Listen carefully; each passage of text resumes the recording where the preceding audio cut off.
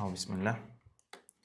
الحمد لله وحده والصلاة والسلام على من لا نبي بعده. رب اشرح لي صدري ويسر لي أمري واحلل عقدة من لساني يفقهوا قولي. اللهم علمنا ما ينفعنا وانفعنا بما علمتنا وزيدنا علما وعملا وتقا وإخلاصا يا رب العالمين. біз доктор шейх Юсуф Хаттар Мұхаммед деген кісінің хафизахулла әсбабул хушуъ фи ссола деген кітабын өтеміз. Намазда қалай ықыласты боламыз, соның себептері қандай деген жалпы кітап.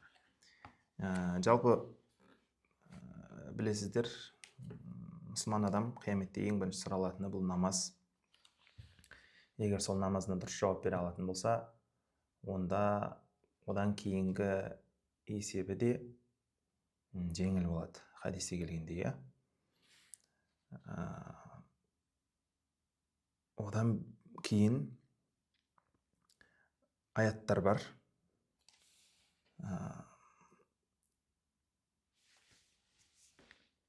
Қад афлахал муъминун, намазында ықыласы болатын мұъмин құлдар құтылды деп Аллах тағала айтады. Енді сол бізді құтқаратын, есебімізді жеңіл қылатын, Аллах тағала қабыл ететін ол қандай намаз? Кітап сол жайында болады. Және біз намаз не үшін оқимыз? Аллах тағала біздің құлшылығымызға мұқтаж ба деген сияқты кейбір сұрақтар қойылып жатады ғой. Осы сұрақтардың барлығы, намазға қатысты барлық сұрақтарды осы жерден иншалла табатын боламыз. Жалпы көп созбай бастап кетейік. Бисмиллахир-рахманир-рахим. Муқаддиматул муаллиф. Автордың кіріспесі. Алхамдулиллахи ал-мунфариди би-кибрияихи. Аллах тағалаға мақтау хамд болсын. Ал-мунфарид би-кибрияихи. Ол тәкаппарлықта дара. Яғни тәкаппарлық иесі тек қана Алла. Ал-мутафаддили аля аулияихи. Және өзінің құлдарына, өзінің уәлилеріне кеңшілік иесі. Мужзиин нa'ма. Және оларға шаттық беруші. Ва кашифил ғамма. Олардың мұң қайғысын кетіруші. Мусбиғил ата. Неше түрлі нығметтерді беруші. Аллази расама тариқал мәжди лил муъминин. Ол сондай Алла муминдер үшін ұлылықтың, абыройдың жолын сызып берген. Ва ваддаха сабила саадати лил аламин. Және де мына әлем үшін бақыттың жолын айшықтап берген. Ва шара'a лахум мабади ал-хайри вал ислах. Және ол адамзатқа немесе жалпы мына әлемге жақсылық пен түзетудің алғышарттарын бекітіп берген, шариғат қылып.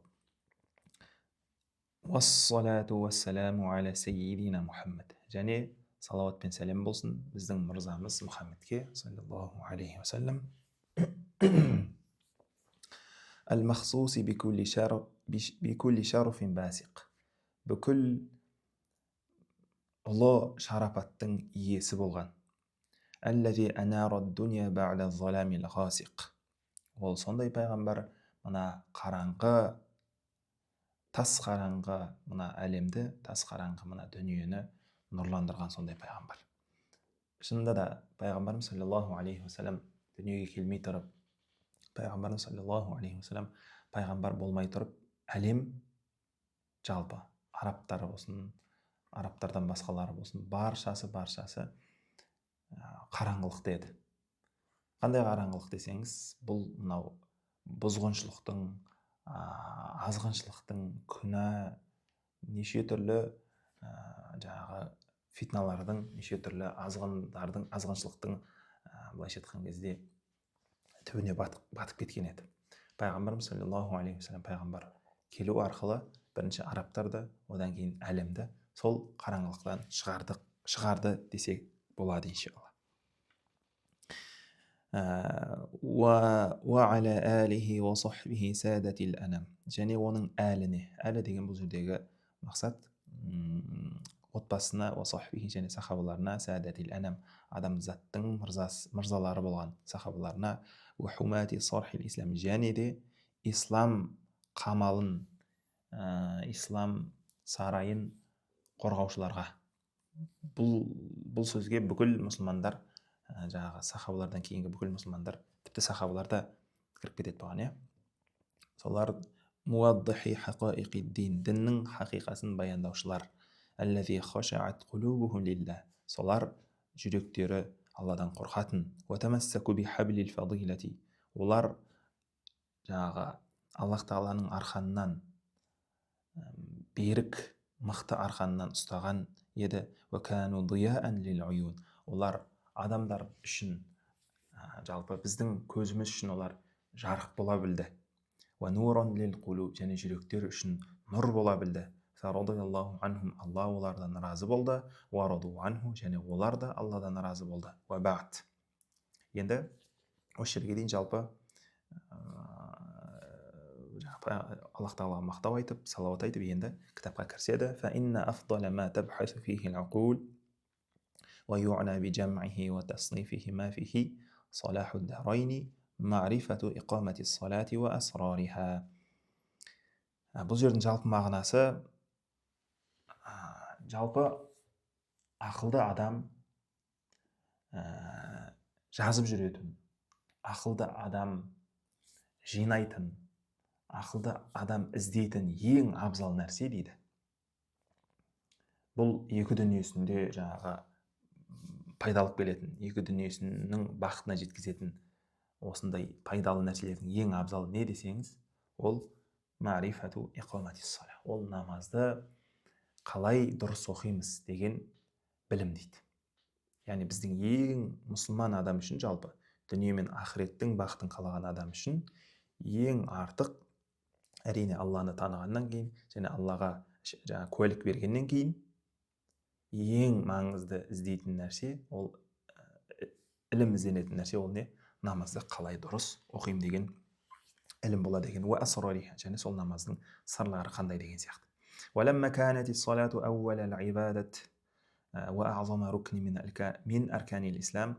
Намаз дегеніміз бұл ғибадаттардың ең әуелгісі болғандықтан, және де бұл ислам рүкіндерінің, ислам парыздарының ең ұлы жаңағы парыздарының бірі болғандықтан, әрине жаңағы шахададан кейін, уа аувала фардин фарадаллаху алал ибад, Аллах тағала құлдарына ең бірінші парыз қылған ғибадат болғандықтан, осы құлшылықты қалай өтелетіндігін біз тағы да бір айтып кетуіміз керек дейді. Кана лабудда мин ат-та'киди аля ta'тиятиха ва ан такуна хазихи ta'тияту аля ал-важхи сахих. Және осы біздің намазды өтеуіміз сахих түрде, дұрыс түрде орындалу үшін соны айтып кетуіміз керек дейді. Кама қала саллаллаху алейхи ва саллям, пайғамбарымыз саллаллаху алейхи ва саллям айтқан сияқты, саллу кама раайтумуни усалли, мен қалай намаз оқысам, солай намаз оқыңдар дейді.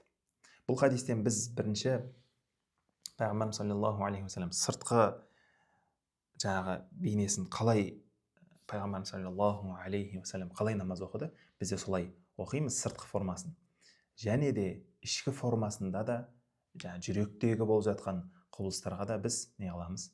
Пайғамбарымыз саллаллаху алейхи ва саллямды оқып жатқандай, пайғамбарымыз саллаллаху алейхи ва саллямның оқығандай оқуға тырысамыз.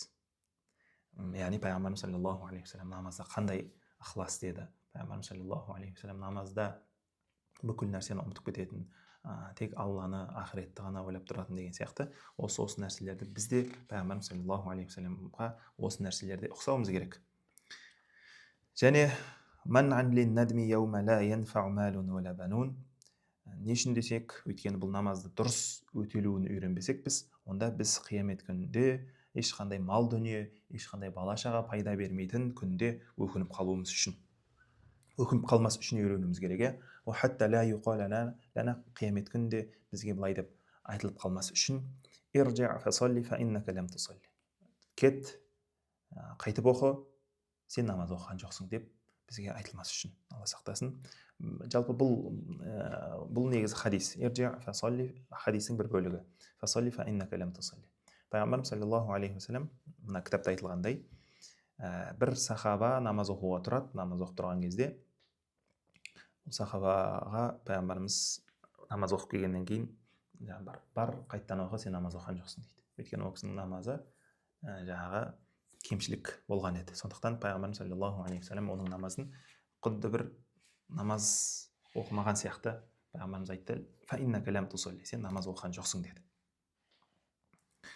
Ары қарай жалғастырайық. Жалпы мына жерде бір екі ибараны сөздерді тастап кеттік. Өйткені бұл сөздерді мен былай сіздерге ауызша айтып бердім. Бір оқып өте салайық. Кама хадаса лизалика сахаби аллази қама юсалли ва хинама интаха мин салати, намазын оқып болған кезде наббаха расулуллахи саллаллаху алейхи вассалам, пайғамбарымыз саллаллаху алейхи вассалам оған ескерту жасап бүйтіп айтты: анна салатаху лам такун салатан, оның намаз болған жоқ, ли нақсин фиха, өйткені ол кемшілік, нақыс бар еді.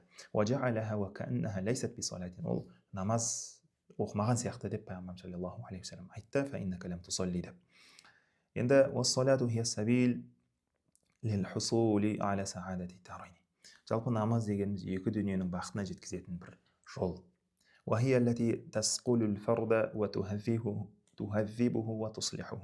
Бұл намаз дегеніміз жеке адамды тазартып, дұрыстап, оны реттейтін нәрсе, намаз деген нәрсе. Сол сияқты бұл сол сияқты жеке адамды дұрыстаған болса, сол сияқты жамағатты, бір топ қоғамды да ол нәрсе дұрыстайды дейді. Сол сияқты кейбір адамдардың тобы болады қоғамда, өкінішке орай, тәкаппар келеді, менменшіл келеді, одан кейін сараңдық басып кетеді бойларын. Міне сондай адамдарға да бұл намаз не алады? Сондай адамдарды жоқ қылады. Жоқ қылады деген кезде қалай? Яғни адамның бойына сараңдығын кетіреді, тәкаппарлығын кетіреді. Өйткені намаздың өзі тұнып тұрған бұл кішіпейілдік. Аллаға бүйтіп иілген кезімізде Аллаға біз басымызды иеміз. Алла, міне мен өзімнің биік көтеріп жүрген басымды өзіңнің алдыңа түсіріп тұрмын. Өзіңнің алдыңда мен бейшарамын, ешкім емеспін мен деп. Одан кейін сәждеге құлаған кезде сол немізді одан бетер растаймыз. Біздің бейшара топырақ екенімізді, сол топырақтан келгенімізді көрсетіп, міне Аллах, мен топырақпын, мені неден жаратқан болсаң, міне сол нәрсеге мен қайттан өзіңе құлдық құрып, өзіңе бас ұрып тұрмын, Аллахым, мен ешкім емеспін деп, міне осындай қылып атқан адам, осылай намаз оқып атқан адам ол қалай тәкаппарланады. Міне намаздың жалпы осындай дүниелік және қоғамға да тигізер пайдасы өте зор екен. Айтады: неге бұлай десеңіз, неге қоғамды да түзетеді, оған дәлелін қайсы десеңіз, өйткені біз айтамыз, бұл жалпы жамағат дегеніміз бұл жеке адамдардан тұратын адамдар. Егер жеке бір адам дұрысталатын болса, онда қоғам дұрысталады деп айтамыз. Тағы бір айтылатын нәрсе, мына жақта ұстазымыз да айта кетеді алдағы уақытта. Жалпы намаз бізді, жалпы Аллах Тағала Құранда айтты: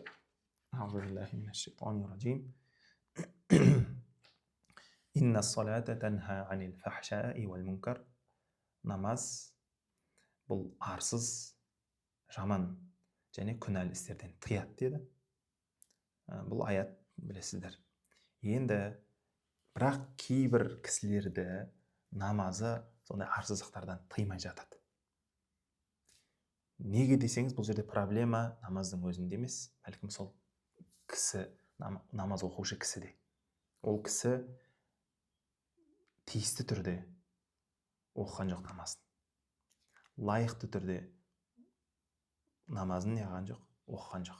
Сондықтан да ол кісінің намазы қанша жылдап оқып келе жатса да, бірақ ол кісінің намазы өкінішке орай жаңағы адамды өзгерткен жоқ.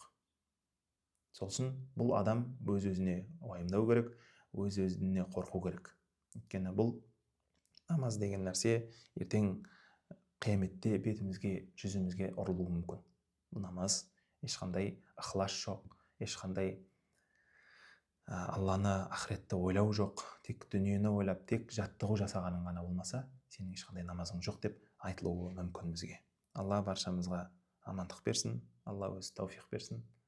Аллах тағала біздің намаздарымызды өзі қабыл еткен, өзі разы болған намаздардан етсін. Субханакаллахумма ва бихамдик, нашһаду ан ла илаха илля анта, настағфирука ва натубу